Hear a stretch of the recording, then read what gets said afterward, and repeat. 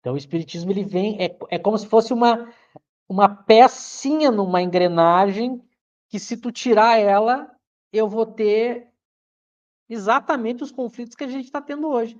Hoje as pessoas estão brigando, se ocupando e lutando pela vida material. Aqui. Então eu preciso de uma teoria que mude esse foco, que mostre para as pessoas que o aqui é absolutamente curto, temporário, muito temporário, não é a vida principal do espírito. Então eu não posso trocar a vida futura por essa vida temporária. Isso significa que a gente não deva trabalhar por um mundo material melhor? Não é isso. Mas é que eu não posso fazer um jogo de tudo ou nada. Eu não posso, por exemplo, em nome da busca de um bem-estar material, passar por cima de uma conduta moral, de uma conduta ética, só em nome da conquista de um mundo melhor aqui.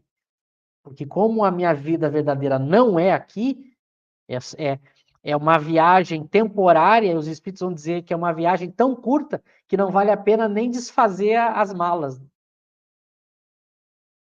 Então esse é o problema. Hoje o foco está muito na vida presente, que é justamente uma consequência do materialismo. Eu não sei se há realmente uma vida futura, eu tenho dúvida, eu não tenho muita clareza de como é que é essa vida futura, então o que eu vou me preocupar com a vida agora? E se eu precisar brigar, odiar, matar, passar por cima, fazer guerra, destruir,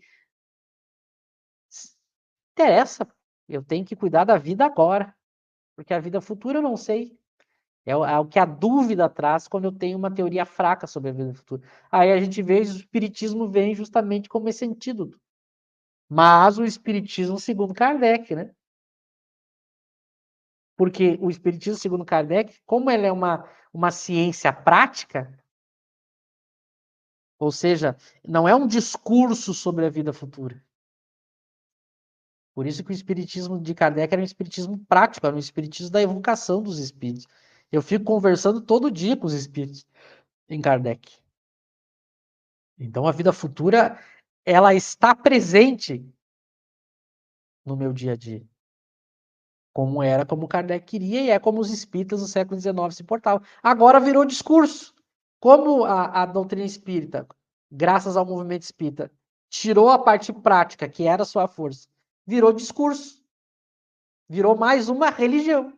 Ou seja, eu tenho várias religiões falando sobre a vida futura, o espiritismo é mais uma. Virou só um discurso fraco. A vida material é mais atraente. Aí, quando as pessoas vão ver, bom, vamos ver como é que os espíritas, como é que é para os espíritas a vida futura, as pessoas se deparam com o André Luiz, Nosso Lar, pega um filme como do Nosso Lar. A pessoa diz, meu Deus, mas isso aí é Harry Potter, é Star Wars, é Senhor dos Anéis, isso aí é ficção científica. Isso é coisa para criança. Eu apresento a vida futura também da mesma maneira que as religiões falharam com as ideias de céu e de inferno. Elas se tornaram tão ridículas que a humanidade não deu mais bola para isso. O movimento espírita fez o mesmo erro, transformou a teoria espírita numa teoria ridícula. E as pessoas hoje olham assim, olham os espíritas falando e dizem assim, isso aí é bobagem. Deixa eu cuidar aqui da minha vida material. Eu preciso ganhar mais dinheiro, eu preciso comprar mais coisas. E aí tem alguém ameaçando pegar o meu dinheiro, o meu emprego, a minha vaga. Então eu tenho que odiar, eu tenho que combater, eu tenho que passar a perna, eu tenho que passar por cima, eu tenho que. É um estado sempre de tensão e conflito. É a vida material hoje em dia. E foi assim, Michel, que o Pondé se referiu ao Espiritismo, como uma doutrina infantil. Né? E aí a gente vê que qual é o erro do Pondé? É que ele não conhece o espiritismo kardeciano. Ele conhece o movimento espírita. Mas o movimento espírita tem culpa. Porque imagina que a gente é leigo no assunto. Vamos imaginar que a gente é leigo em espiritismo e a gente quer conhecer o espiritismo. naturalmente a gente vai procurar o quê? Olha, aquelas obras mais conceituadas, aquelas instituições mais conceituadas, porque eu vou acreditar que elas são sérias. Então eu vejo lá, Federação Espírita Brasileira. Eu vou pensar o quê? Que essa entidade aí vai falar alguma bobagem sobre espiritismo? Eu vou raciocinar naturalmente. Essa deve ser a principal instituição sobre espiritismo no mundo. Vamos ver o que ela tem para dizer. E é ela a primeira a deturpar Kardec. A apresentar André Luiz, a apresentar Emmanuel. A dizer que é religião, a dizer que não pode fazer vocação. Aí ela tem os seus santos. Só que a gente trocou os nomes. A gente fez a mesma coisa que a igreja, só que a gente trocou os nomes. Tem o santo, tem o anjo, tem o demônio, tem o lugar sagrado, tem a igreja, tem a missa, tem a Seus catequese, sacerdotes. tem a catequese lá para as crianças, os jovens tocam violão. Virou uma igreja, igualzinho uma igreja.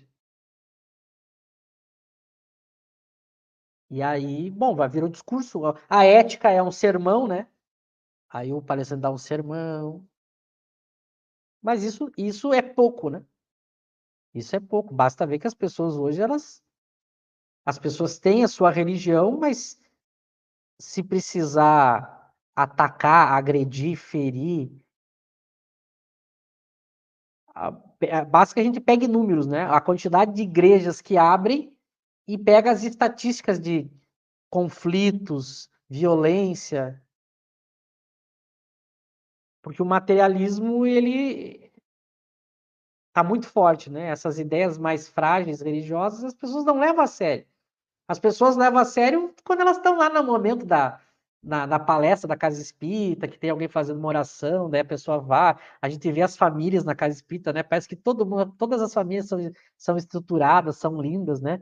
O marido fecha os olhos, ora, a esposa pega na mão do marido, as crianças são comportadas, mas é naquela uma hora ali, fora dali, é como é na igreja. A gente faz um teatro ali de uma hora e meia, e a vida social, cotidiana é a mesma, não muda. A gente fez a mesma coisa com a Casa Espírita. A Casa Espírita é a mesma coisa. A Casa Espírita é um teatro. As pessoas fazem um teatro na Casa Espírita.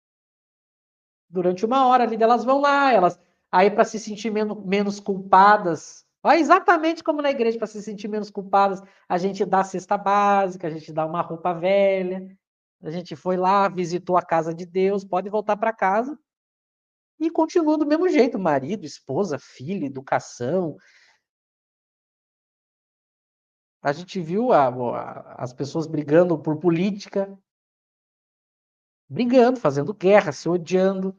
Todos os lados, a gente não está falando de nenhum lado aqui. E os espíritas no meio. Mas o espiritismo era para ter um comportamento diferente, né? Mas por quê? Porque não.